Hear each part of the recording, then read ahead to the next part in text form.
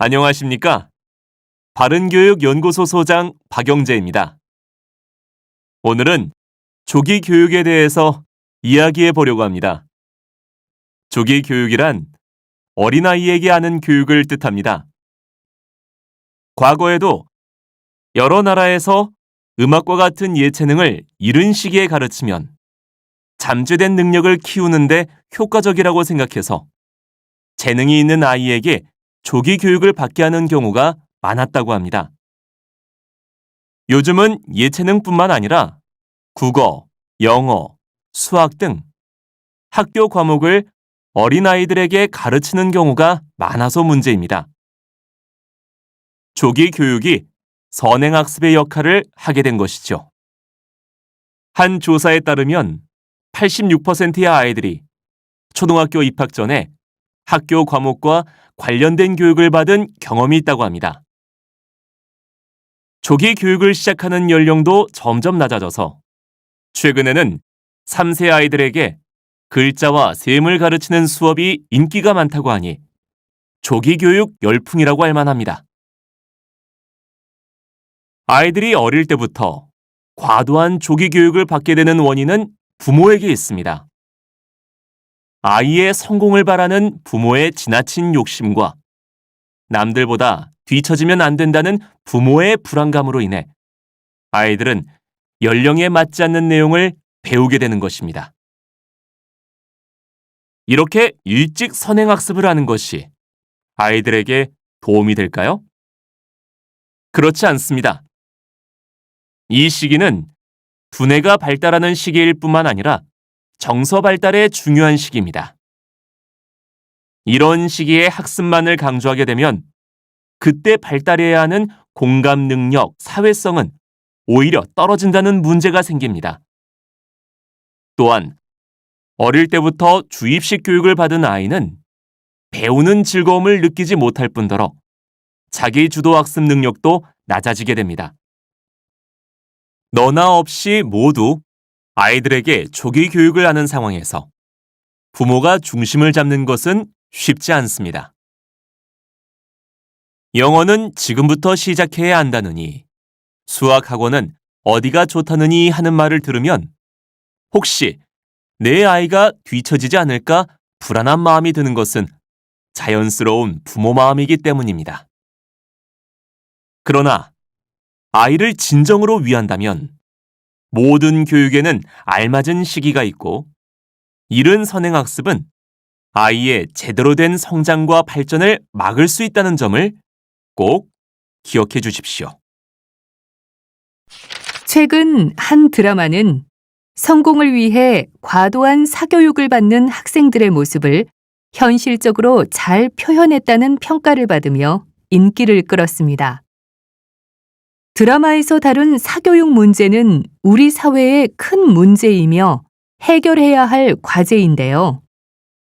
학원이나 과외를 위한 사교육비는 해마다 증가하고 있으며 주말도 없이 밤늦은 시간까지 사교육을 받으며 힘들어하는 학생들에 대한 뉴스를 접하는 것은 이제 익숙한 일이 되었습니다. 그동안 사교육에 크게 의존하는 교육 현실을 개선하고자 여러 정책을 시행했지만 문제를 해결하지 못하고 있는 상황인데요. 이런 상황에 대해 두 분 선생님과 말씀 나눠보겠습니다. 안녕하세요. 일단 선생님들께서는 사교육에 대한 의존도가 높은 원인이 무엇이라고 보십니까? 여러 가지 원인이 있겠지만 가장 큰 원인은 입시 위주의 교육에 있다고 생각합니다. 예전부터 우리나라는 학력을 중시하는 문화였고 교육에서 입시가 그만큼 큰 비중을 차지해 왔습니다. 이런 사회 분위기 속에서 학생들은 명문대학에 가기 위해 경쟁할 수밖에 없고 치열한 입시 경쟁에서 이기기 위해 사교육을 받는 것으로 보입니다. 사실 사교육을 받으면 공교육에만 의존할 때보다 빨리 성적을 올릴 수 있습니다. 상황이 이렇다 보니 학생들 입장에서는 사교육을 포기하기가 어렵습니다.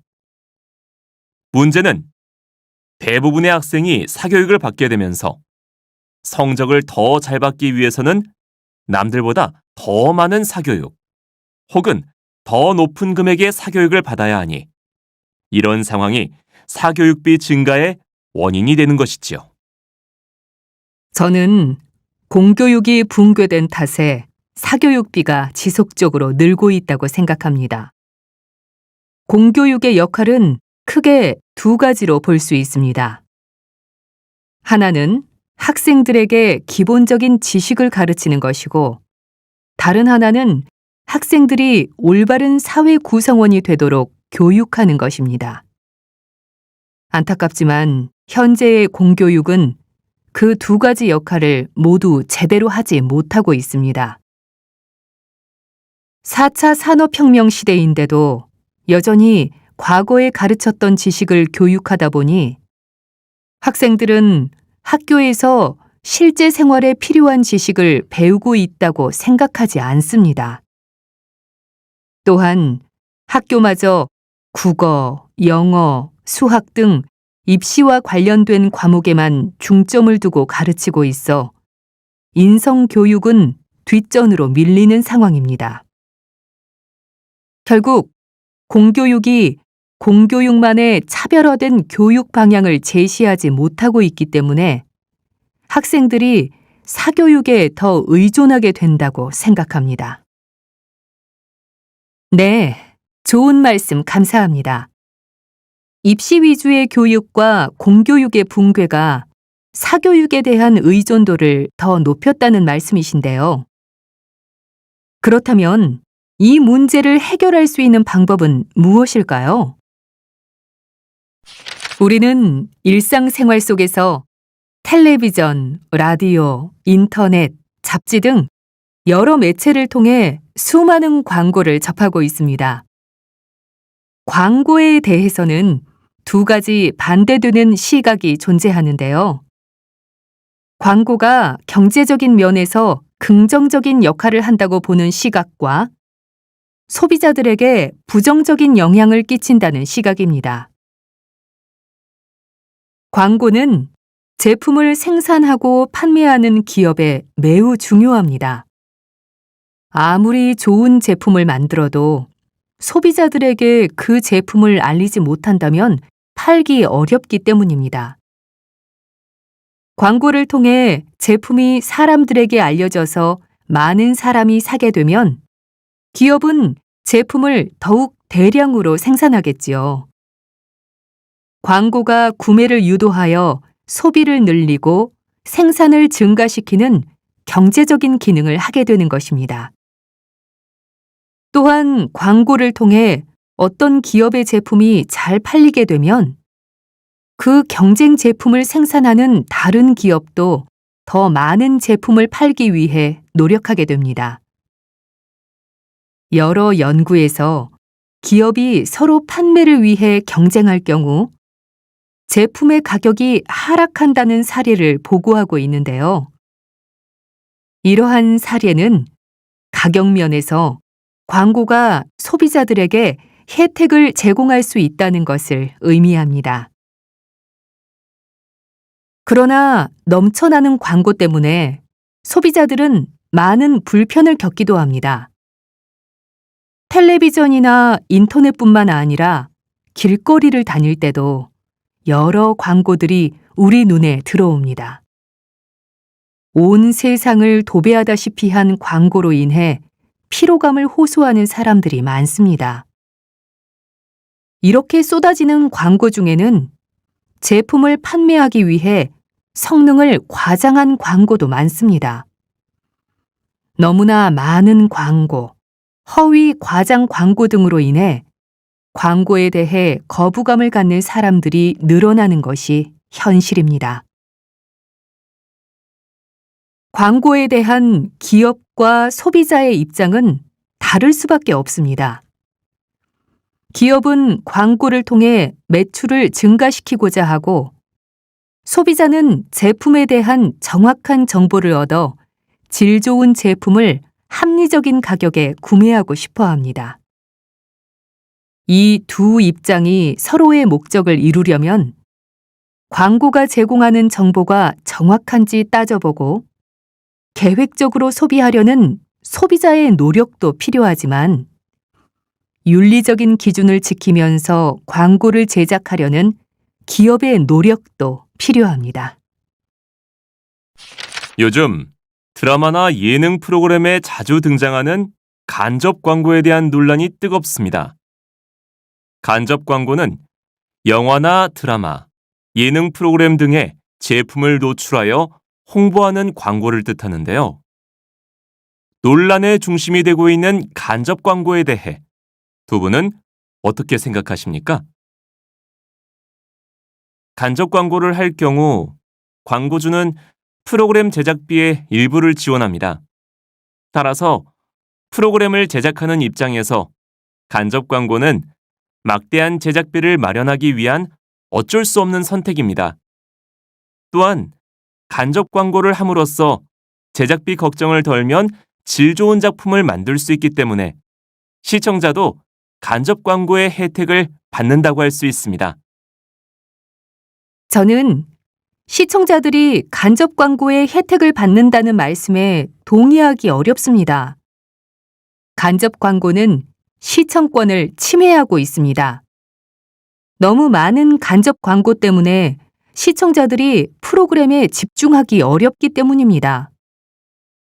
예를 들면 최근 나온 드라마의 경우 갑자기 커피 브랜드를 보여준 뒤 배우가 커피를 마시고 커피 맛에 대해 자세히 이야기하는 장면이 있었습니다.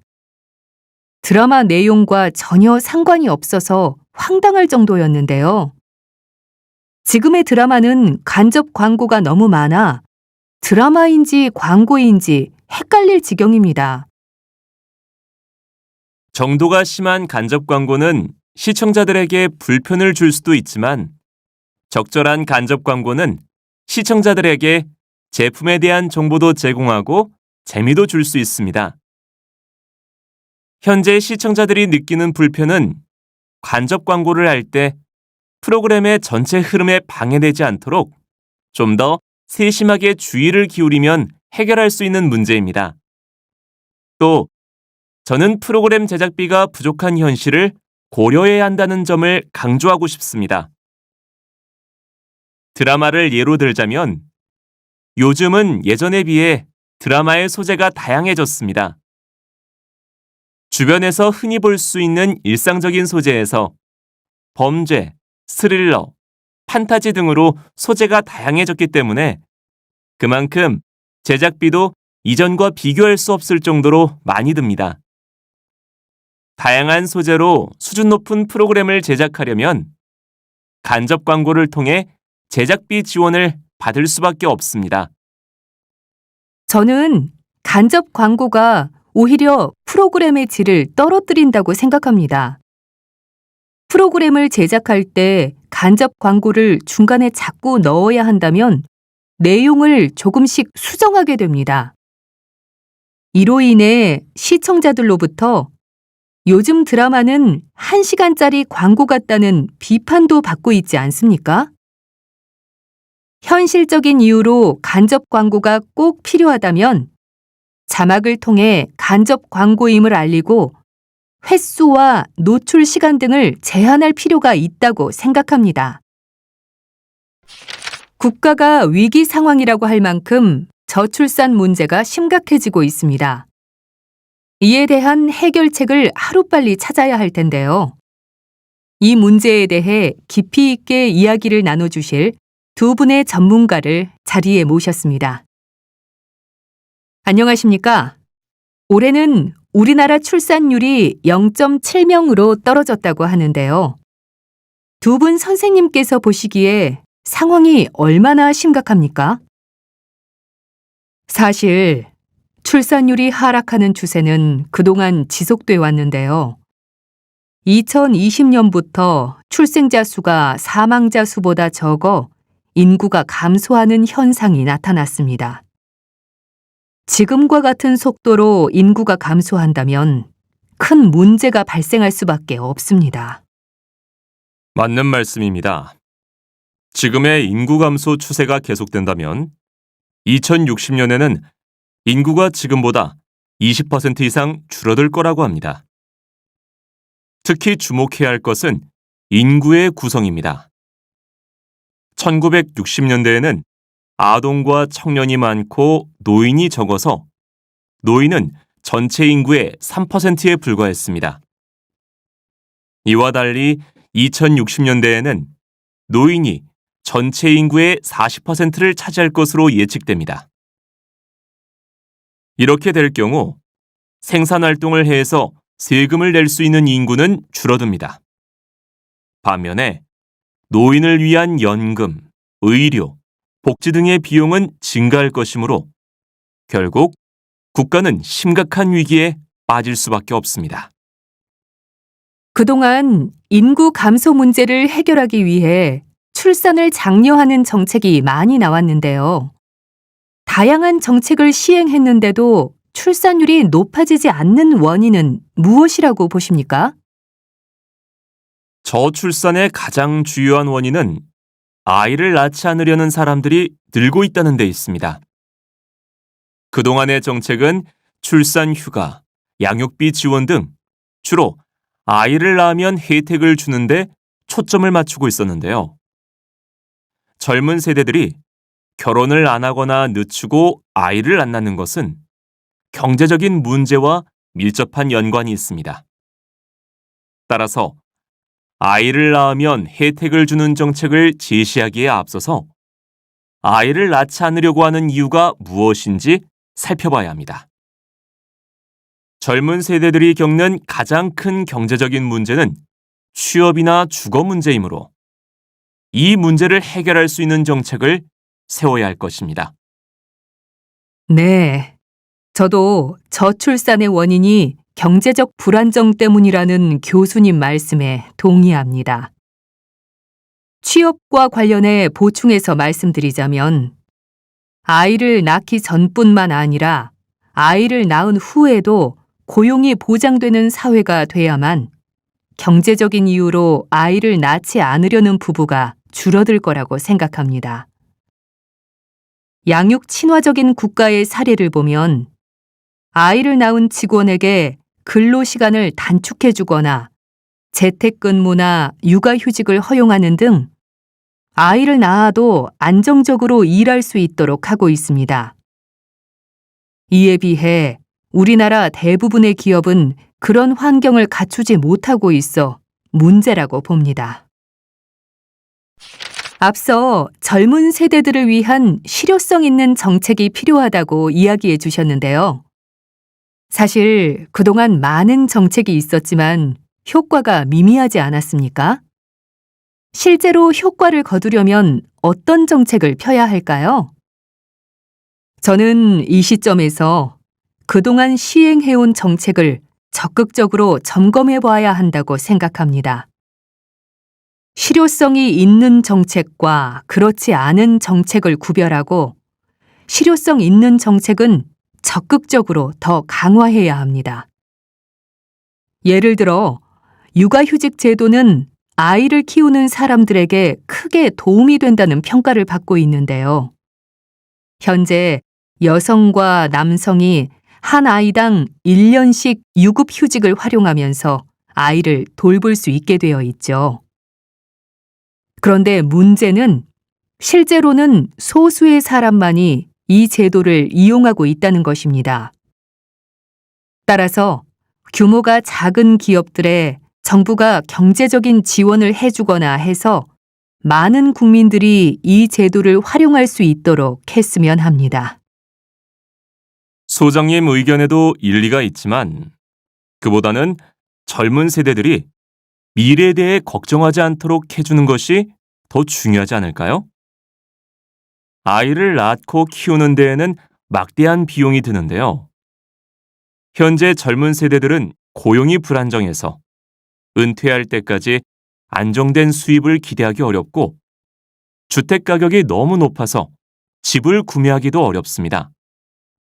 게다가 은퇴를 한 뒤에 충분한 연금을 받을 수 있을지에 대해서도 의문을 가지고 있습니다. 결국 이런 모든 요소가 젊은 세대들이 아이를 낳지 않는 것은 물론이고 결혼도 하지 않겠다고 마음먹게 만들고 있습니다. 따라서 젊은 세대들이 가지고 있는 문제들에 대해 장기적인 정책을 마련하여 젊은 세대가 희망을 가질 수 있게 해줘야 합니다. 저도 교수님 생각에 동감합니다. 주거와 관련해서 덧붙여서 말씀드리면 정부에서 신혼부부들에게 주거비를 지원하면 저출산 문제를 해결하는 데 도움이 될 거라고 생각합니다. 주거 문제는 결혼하기를 원하는 많은 청년들이 겪게 되는 큰 문제이고 안정적인 생활 공간이 없으면 아이를 낳을 꿈도 꾸기 어렵기 때문입니다. 하나 더 말씀드리고 싶은 것은 국민 모두가 저출산 현상이 모든 세대에 부정적인 영향을 미친다는 사실을 인식해야 한다는 것입니다. 정부는 국민들에게 상황의 심각성을 알리는 자료를 제작하고 캠페인 등을 통해 문제 상황을 적극적으로 알려야 합니다.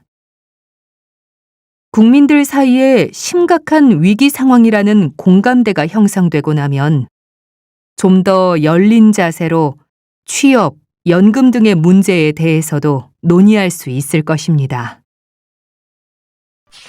여러분, 안녕하세요.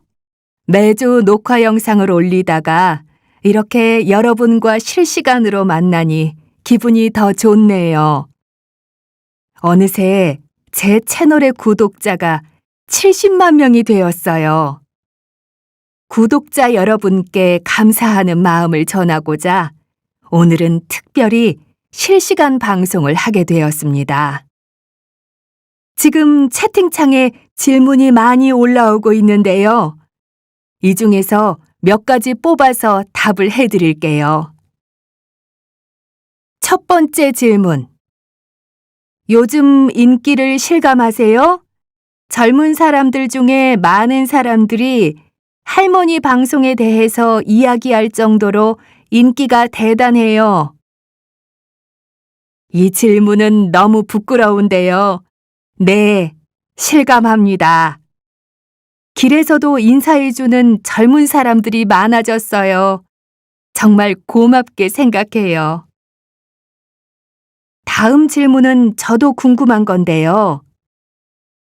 요즘 할머니 방송을 보는 사람들이 많은데 할머니 방송을 사람들이 왜 보는 것 같아요? 제 생각에는 보통 사람들이 생각하기에 나이가 많아서 못할 거라고 생각했던 일을 계속 배우고 도전하는 모습을 좋게 봐주시는 것 같아요. 유행하는 노래 부르기라든가 K-팝 댄스 배우기 같은 콘텐츠가 좋은 반응을 얻었는데 요즘 젊은 사람들이 하는 걸 나이 많은 제가 하니까 재미있어 보이나 봐요. 다음 질문. 할머니, 인터넷 방송을 하면서 제일 좋은 점은 뭐예요? 제일 좋은 점은 여러 사람과 소통할 수 있다는 거예요. 제 방송을 보는 사람들이 한국, 베트남, 미국 등 전 세계에 있다고 하는데 여러 사람과 시공간을 초월해서 댓글이나 채팅으로 소통할 수 있는 점이 너무 좋아요. 사실 은퇴한 후에는 좀 무기력하게 지냈거든요. 사회와 멀어진 것 같다는 소외감도 느끼고요. 그런데 방송을 하고 난 뒤로는 여러 사람, 여러 세대와 교류하면서 많은 것을 배우고 느끼며 세대 차이도 극복할 수 있게 된 것 같아요. 그래서 저는 친구들에게도 인터넷 방송에 한번 도전해보라고 추천하고 있어요. 이 질문이 마지막이 될 것 같은데요.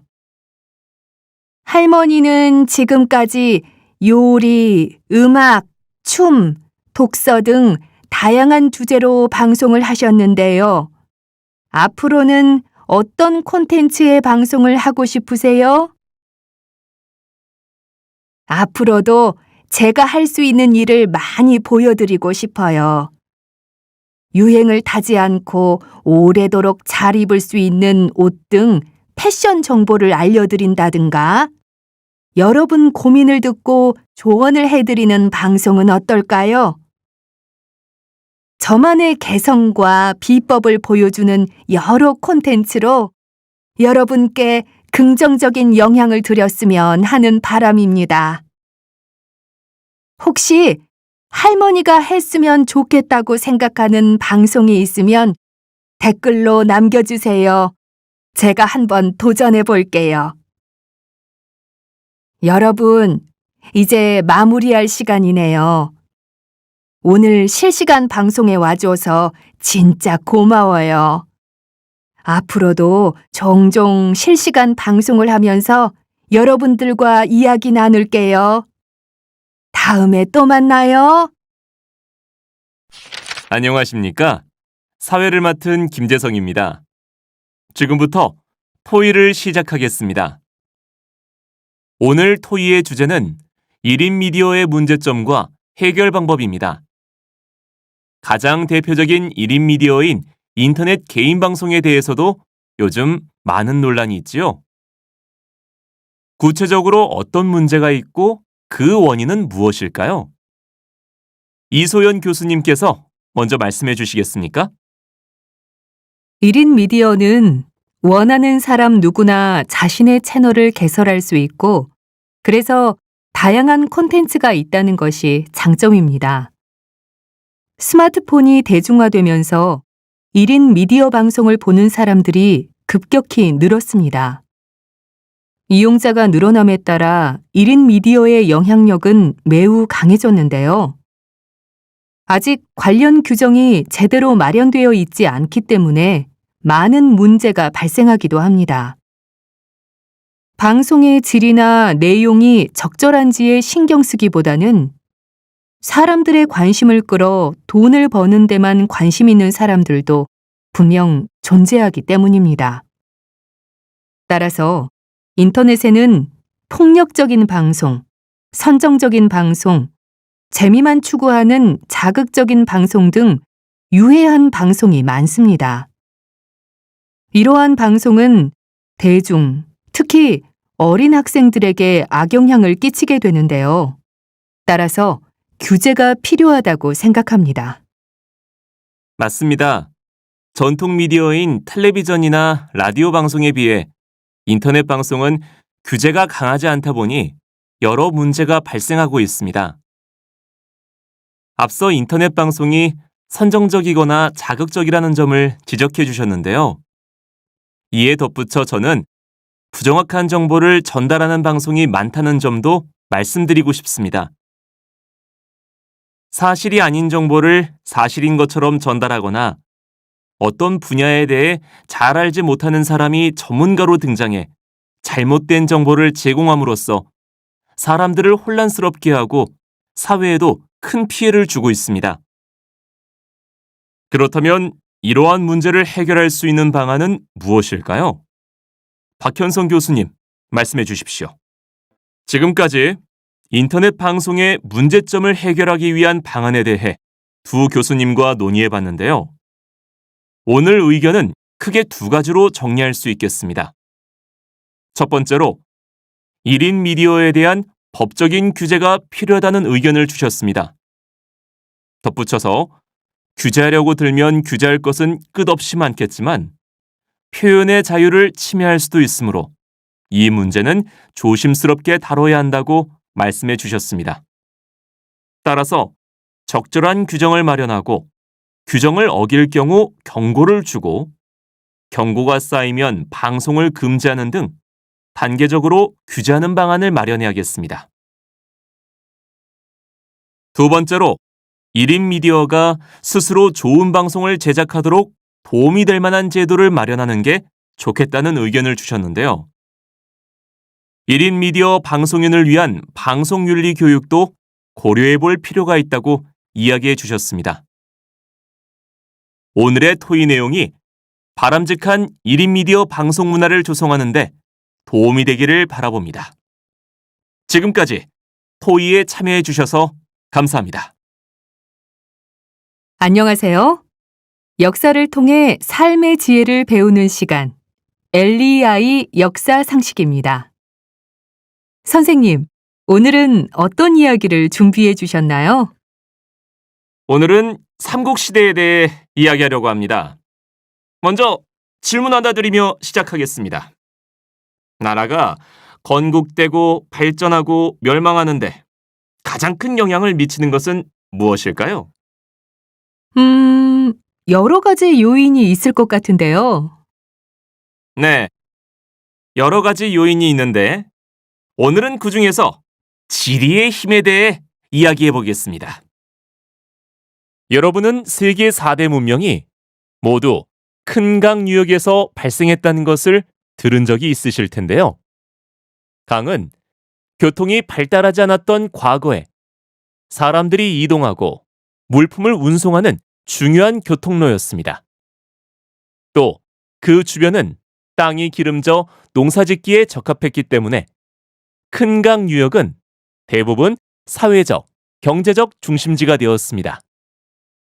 이렇게 강은 우리 인류가 이룬 문명과 떼려야 뗄 수 없는 관계에 있다고 해도 과언이 아닌데요.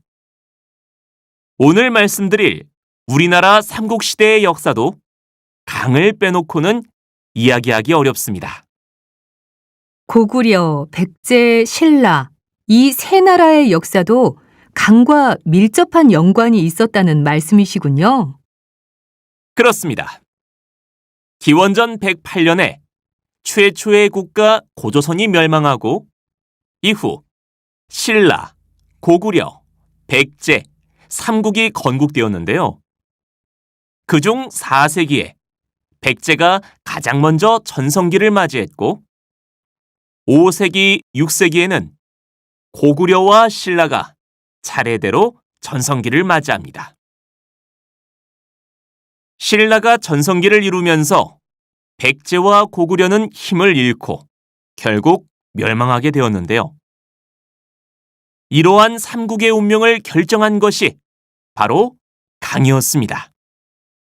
그 강이 어느 강이었을까요? 혹시 한강인가요? 맞습니다.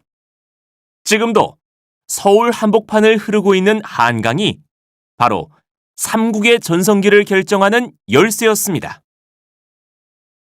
한강과 그 주변의 땅을 차지한 나라가 그렇지 않은 나라보다 더 발전할 수 있었던 겁니다.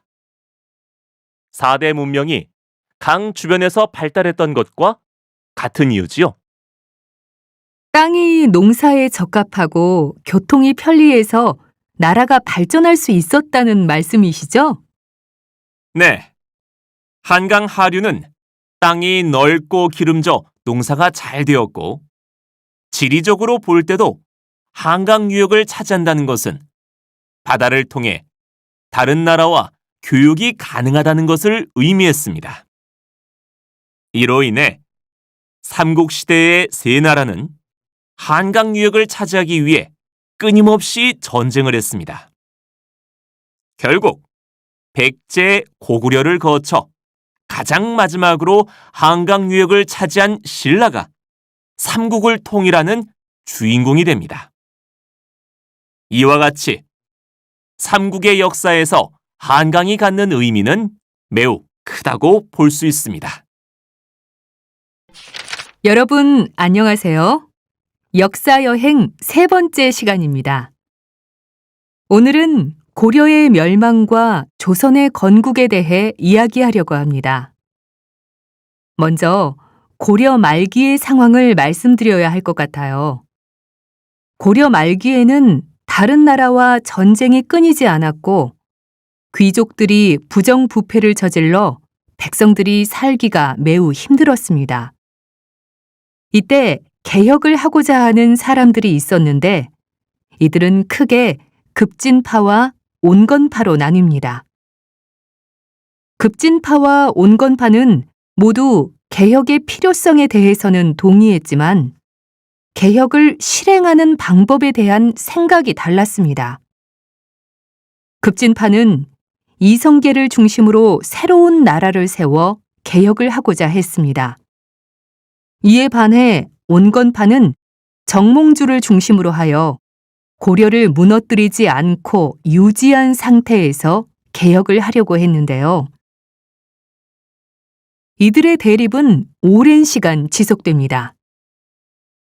이때 급진파의 중심 인물이었던 이성계의 아들인 이방원이 아버지를 대신하여 정몽주를 설득하려고 합니다. 협력하여 새로운 나라를 세우자고 말이지요. 어느 날 이성계가 사고를 당했을 때 정몽주가 병문안을 오는데요. 이때 이방원은 술자리를 마련하여 시조를 하나 읊습니다. 이 시조가 바로 그 유명한 하여가입니다. 이런들 어떠하며 저런들 어떠하리로 시작하는 하여가는 고려면 어떻고 새 나라면 어떻습니까? 우리 함께 어우러져 잘 살아봅시다 라는 내용을 담고 있습니다. 이에 대해 정몽주도 바로 시조로 답했다고 전해지는데요. 그 시조가 바로 단심가입니다. 단심가는 내가 죽고 또 죽고 100번을 죽어도 님을 향한 내 마음은 변하지 않는다는 내용입니다. 여기에서 님은 바로 고려를 뜻하는 것으로 개혁은 하되 고려를 무너뜨리는 일은 절대 하지 않겠다는 생각을 나타낸 것이라 할 수 있습니다. 이방원은 이 시조를 들은 뒤 정몽주가 마음을 바꾸지 않을 것이라 확신하게 되었고 새로운 나라를 세우는데 큰 방해가 될 정몽주를 제거하게 됩니다. 정몽주의 죽음으로 온건파는 급격히 무너졌고 결국 이성계는 왕이 되었습니다. 474년의 역사를 가진 고려가 멸망하고 새 나라인 조선이 건국된 것입니다. 조선 건국 후 이방원이 조선의 제3대 왕이 되었는데요. 이방원은 왕이 된 후 자신이 제거한 정몽주의 충성심을 높이 평가하여 그에게 최고의 관직을 내렸다고 전해집니다. 자신과 생각은 달랐지만 그의 정신만큼은 훌륭하다고 인정한 것입니다. 여러분, 안녕하세요. 오늘은 이 시대의 장인이라는 주제로 문화평론가 김혜지 선생님과 함께 이야기 나눠보겠습니다. 선생님, 요즘 시대의 장인이라고 하면 굉장히 낯선 옛날 말처럼 느껴지는데요. 네, 장인이라고 하면 흔히 전통 문화를 떠올리게 되죠. 전통 공예품을 옛날 방식 그대로 만드는 분들을 장인이라고 하는데요.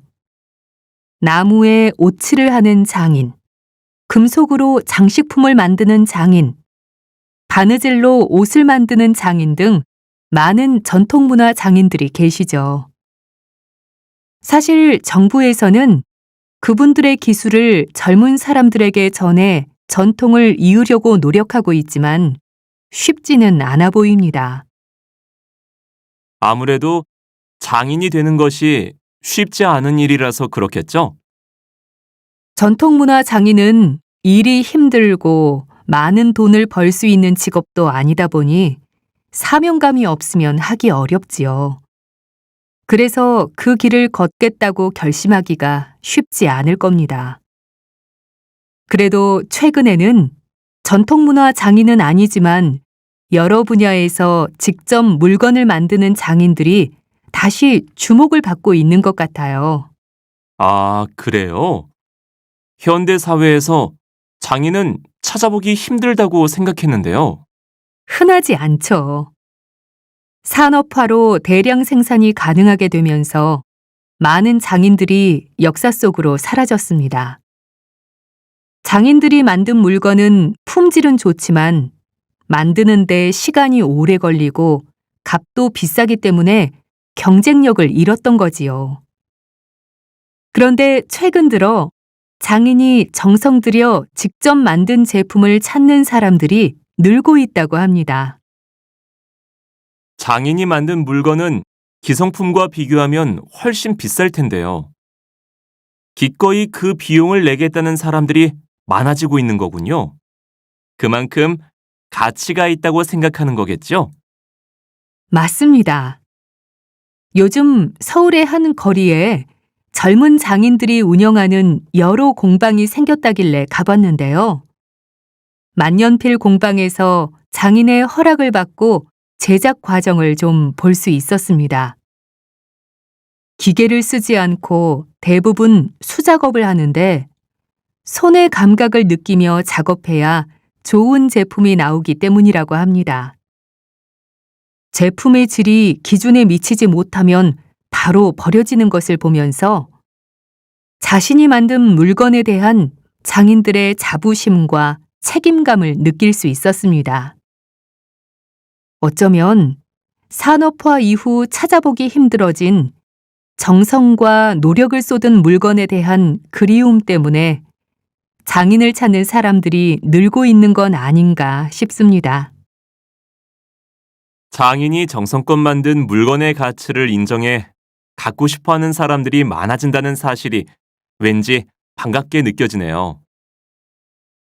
이런 분위기가 전통문화까지 이어져 우리 전통문화 장인들이 자기 작품을 만들면서 보람을 느끼는 환경이 하루빨리 이루어졌으면 합니다. 갓은 과거에 한국 남자들이 쓰던 모자를 말한다. 역사 기록에 따르면 갓은 삼국시대부터 썼으며 고려시대에는 관리들이 쓰던 모자였다고 한다. 이후 조선시대에 들어와서 성인 남성이라면 꼭 입어야 할 의복의 일부로 자리 잡게 되었다. 조선시대에는 부모가 주신 신체를 소중히 해야 한다는 믿음이 있었기 때문에 남자도 죽을 때까지 머리카락을 자르지 않았다. 길게 자란 머리를 단정히 하기 위해 머리를 모두 위로 올려 묶고 머리띠를 한 후에 갓을 썼다. 갓까지 써야 격식에 맞게 입었다고 생각했으며 잘 입은 의복은 곧 바른 자세를 상징했다. 옷을 바르게 입어야 바른 태도를 갖게 된다고 여겼기 때문이다. 갓은 반투명함이 특색인 실용성을 갖춘 모자였다. 19세기에 조선에 왔던 외국인들은 갓의 안쪽 부분이 은은하게 보이는 모습을 신기하게 여겨 빛과 바람이 통하는 모자라고 불렀다. 반투명함은 갓만의 특색이면서 실용성과도 연관된다. 햇볕, 비, 바람을 막을 뿐더러 오랜 시간 써도 통풍이 되어 답답하지 않기 때문이다. 갓은 용도나 신분, 시대에 따라 형태의 차이가 있었으며 갓을 통해 개인의 개성을 드러내기도 했다. 외출할 때, 농사를 지을 때, 집에 있을 때 각각 다른 모양의 갓을 썼으며 왕, 양반, 일반 서민이 쓰던 갓에도 차이가 있었다. 시대별로 갓의 높이나 넓이가 달라졌으며 갓끈의 길이도 변화했다. 또한 갓끈을 호박이나 대나무 등으로 장식함으로써 각자의 개성을 표현하기도 했다. 갓 만드는 일은 제대로 배우려면 10년이 걸린다는 말이 있을 정도로 뛰어난 기술과 섬세함이 요구되는 과정이므로 이제 전통 방식으로 갓을 만드는 장인은 찾아보기조차 힘든 상황이다. 갓은 크게 세 단계로 나누어 제작된다. 대우를 만드는 일과 양태를 만드는 일, 그리고 이 두 개를 이어서 갓을 완성하는 일이다. 이 중 특히 양태를 만드는 일은 매우 강한 인내심이 요구된다. 대나무를 삶아 머리카락만큼 가는 실로 만들어야 하고 그 실을 한 올 한 올 엮어야 하기 때문이다. 이렇게 만들어진 양태에다 대우를 잇고 오칠까지 해야 하나의 갓이 완성된다. 갓의 탄생은 장인이 혼을 불어넣었기에 가능한 것이다.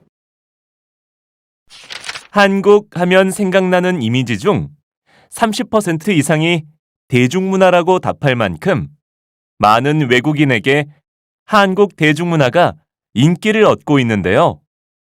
나날이 커지고 있는 한국 대중문화의 영향력을 한눈에 보여주는 전시회가 서울예술회관에서 열린다고 합니다.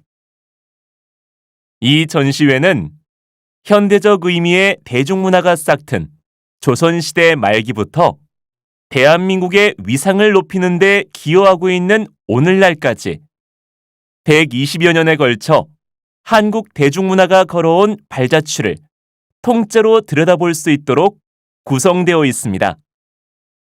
이곳에서는 드라마, 영화, 노래, 춤, 만화 등 대중문화의 각 분야를 생생하게 즐길 수 있는데요. 영화나 드라마 촬영 현장을 그대로 옮겨놓은 것 같은 세트장도 구경할 수 있을 뿐만 아니라 가상현실로 대중문화 예술인도 만나볼 수 있어 큰 인기입니다. 가장 눈길을 끄는 곳은 세계 무대에서 인정받은 작품들과 대중문화 예술인을 만나볼 수 있는 전시장입니다. 세계 각국의 뛰어난 곡들이 경쟁하는 대중음악 순위에서 1위를 차지한 아이돌 그룹 제트와 전 세계 실력파 음악인들과의 협업으로 유명한 가수 빛나의 노래. 다들 아시지요? 그들의 뮤직비디오를 보면서 춤과 노래를 마음껏 따라할 수 있는 공간도 마련되어 있고 가상현실로 가수들을 만나보는 체험도 할 수 있어 색다른 재미를 느낄 수 있습니다. 세계적으로 유명한 영화와 드라마도 볼 수 있는데요. 현대 사회의 빈부격차라는 주제를 비판적으로 다루면서도 독창성을 지녀 오스카 4개 부문에서 수상한 기생충과 극한 경쟁에 내몰린 현대인들의 모습을 그려 호평을 받은 오징어 게임도 있습니다. 이 두 작품의 촬영 현장을 그대로 옮겨놓은 듯한 세트장도 구경하실 수 있는데요. 이곳에서는 촬영 현장의 사진과 함께 작품 속에서 배우들이 실제로 입고 사용한 의상과 소품들도 보실 수 있답니다. 그야말로 눈 호강, 귀 호강을 동시에 할 수 있는 전시회인데요. 전시 기간은 아이들 겨울방학 기간인 12월 26일 토요일부터 내년 2월 27일 토요일까지입니다. 벌써부터 입소문이 나서 올해 말까지의 입장권은 이미 매진되었다고 합니다. 관심 있으신 분들은 서둘러 예매하셔야겠습니다. 춥다고 겨울방학을 집에서만 보내고 계신다면 이번 주말에는 자녀와 함께 전시회에 다녀오시는 건 어떨까요? 이곳에서 우리 대중문화의 발전한 모습도 확인하시고 한국의 대중문화가 세계인에게 얼마나 큰 영향을 미치고 있는지도 실감해 보시기 바랍니다. 여러분 안녕하세요. 오늘은 여러분도 잘 아시는 유명 대중문화 예술인 빛나 씨를 모시고 이야기해 보겠습니다. 빛나 씨, 안녕하세요. 오랜만에 뵙습니다. 안녕하세요. 정말 오랜만입니다. 3년 만에 새 앨범을 내셨는데요. 먼저 새로 나온 앨범에 대해 말씀해 주시겠습니까? 이번 앨범은 제가 직접 작사, 작곡한 곡이 많아서 특히 애정이 가는 앨범입니다. 평소 제가 가지고 있던 생각과 대중과 소통하고 싶은 이야기들을 담았습니다. 직접 작사와 작곡을 하셨군요. 스튜디오에 모시기 전에 제가 이번 앨범에 있는 노래들을 다 들어봤는데요. 아름다움에 대해 이야기하시는 것 같아요. 다른 사람의 눈을 신경 쓰지. 나는 그냥 나이고 싶어. 이런 가사들로 이야기하고 싶으셨던 건 뭔가요? 우리 사회는 아름다워 보여야 한다고 사람들을 부추기는 경향이 있는 것 같아요. 자신이 꾸미고 싶어서 꾸미고 예쁘게 보이고 싶어서 가꾸는 것은 좋다고 생각합니다. 다만 남들에게 인정받기 위해서 아름다운 겉모습만 추구하다가는 진정한 자신을 잃어버릴 수 있다는 이야기를 하고 싶었습니다. 지금도 최고의 인기를 누리고 계시지만 20대 때는 정말 스타 중의 스타셨죠? 그때 앨범들을 보면 상업적인 요소도 많아 보이는데 지금은 오히려 상업적인 것에 대해 거부감을 표현하시는 것 같습니다. 생각이 바뀌신 이유가 있나요? 사실 20대 때는 스타가 되고 싶었어요. 그래서 많은 사람들이 가장 좋아할 만한 것을 보여드리는데 초점을 뒀습니다. 예뻐 보이고 멋져 보이는 것을 추구했고 경제적으로 성공하는 것을 목표로 일했어요. 하지만 보이는 것만으로 평가받는 것 때문에 상처받은 적도 많았고 제가 하는 일의 가치를 찾을 수 없어서 힘들 때도 많았습니다. 나이가 들면서 외면적인 것보다 본질적인 것을 더욱 고민하게 되었고 대중들에게 제 생각을 말씀드릴 용기도 생겼어요. 그래서 제 생각을 가사로 쓰기 시작했습니다. 하고 있는 일의 가치를 찾기가 힘들었다고 하셨는데요. 최근에 광고를 거절하신 것도 더 가치 있는 일을 하기 위해서인가요? 네. 전에는 제가 찍은 광고를 보고 많은 사람들이 그 제품을 구매하는 게 좋다고만 생각했어요.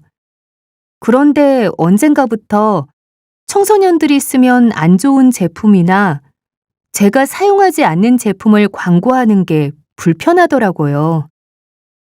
어렸을 때는 인기를 얻는 데에만 관심이 있었다면 이제는 그 인기를 어떻게 써야 할지 고민하고 있어요. 부족하나마 좋은 쪽으로 영향을 끼치고 싶습니다. 인터뷰를 하고 나니 앞으로의 활동이 더욱 기대되네요. 오늘 진솔한 대답 정말 감사합니다. 벽에 달라붙어 빌딩과 빌딩 사이를 날아다니게 하고 악당을 꼼짝도 못하게 만드는 이것. 바로 영화 속 스파이더맨이 사용하는 거미줄입니다. 이 거미줄의 구조를 모방한 식물성 플라스틱이 개발되었다는데요. 쉽게 쓰고 버릴 수 있지만 잘 썩지 않아 문제가 되는 일회용 플라스틱을 바로 이 식물성 플라스틱으로 대체할 수 있다고 합니다. 이렇게 생물의 특성을 연구하고 모방하여 새로운 제품을 개발하는 것을 생체 모방이라고 하는데요. 거미줄에서 영감을 얻은 친환경 제품들이 잇따라 개발되고 있다고 합니다. 이 반가운 소식을 김재혁 기자가 취재했습니다. 김재혁 기자. 네. 우선 영국의 연구팀이 개발한 식물성 플라스틱이 무엇인지 알아봤습니다. 연구팀은 국제학술지를 통해 거미줄의 구조를 모방하는 방법으로 플라스틱을 대체할 식물성 플라스틱을 개발했다고 발표했는데요. 연구팀은 거미줄이 단백질로 이루어졌지만 촘촘하면서도 규칙적으로 배열되어 매우 튼튼하고 질기다는 특성에 주목했습니다. 거미줄의 이런 특성을 모방하면 튼튼하면서도 쉽게 분해되는 친환경 플라스틱을 만들 수 있다고 생각한 거지요. 이에 콩 단백질을 이용해 거미줄과 같은 구조의 튼튼하면서도 분해가 되는 플라스틱을 개발한 것입니다. 다음은 타이어와 방탄복에 관한 소식인데요.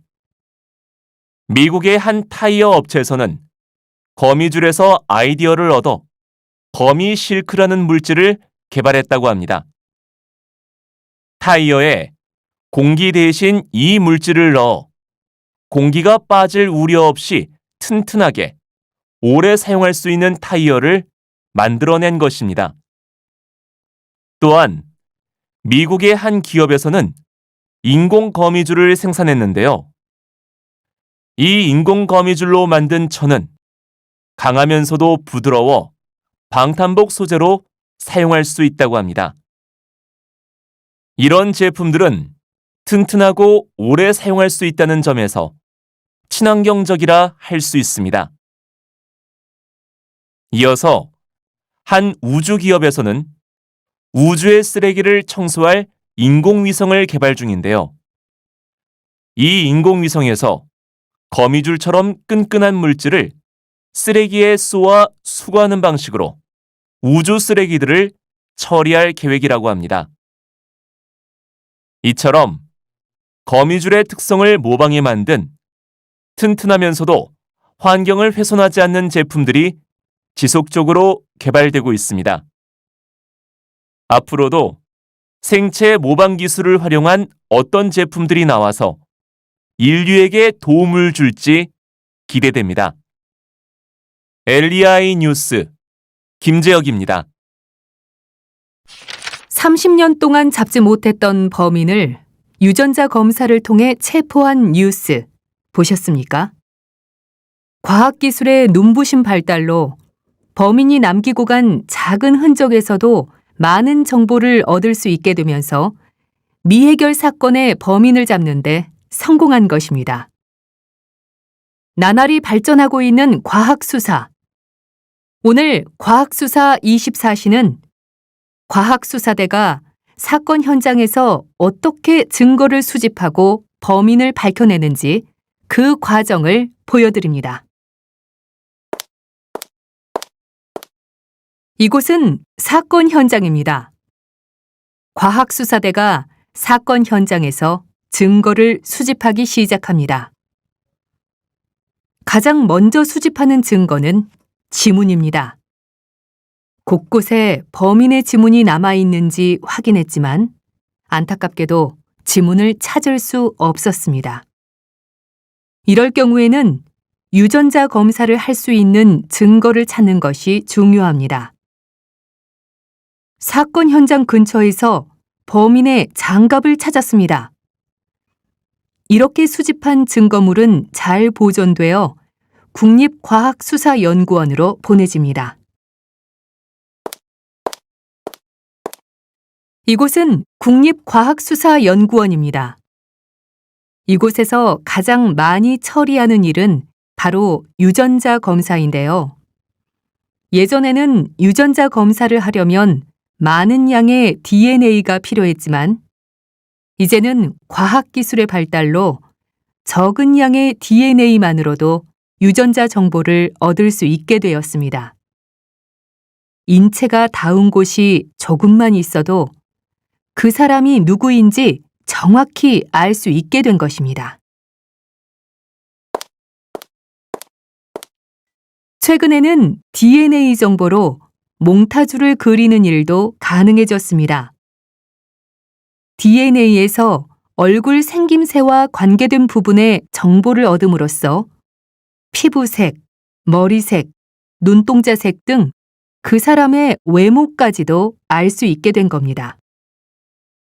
이 기술은 미제 사건을 해결하는 데 적극적으로 쓰이고 있습니다. 연령 변환 프로그램을 이용하면 30년 전에 그린 몽타주로 범인의 최근 모습을 정확하게 알 수 있습니다. 미제 사건의 범인을 체포하러 현장에 갔을 때 범인이 눈치를 채고 도망치는 경우가 많은데요. 범인의 생김새를 알고 현장에 간다면 범인을 빨리 알아볼 수 있어 그만큼 놓칠 확률도 낮아지게 됩니다. 이 밖에도 신발에 묻은 흙의 성분을 분석해 범인이 현장에 있지 않았다고 거짓말한 것을 밝혀내기도 하고 심장, 맥박, 근육의 움직임 같은 신체 반응을 읽는 거짓말 탐지기를 통해 범인의 말을 분석하여 진위 여부를 밝히기도 합니다. 시간이 걸려도 언젠가는 진실이 반드시 드러나는 법입니다. 눈부신 과학기술의 발전이 진실에 한 걸음 더 빠르게 다가가게 하는 열쇠가 되고 있습니다.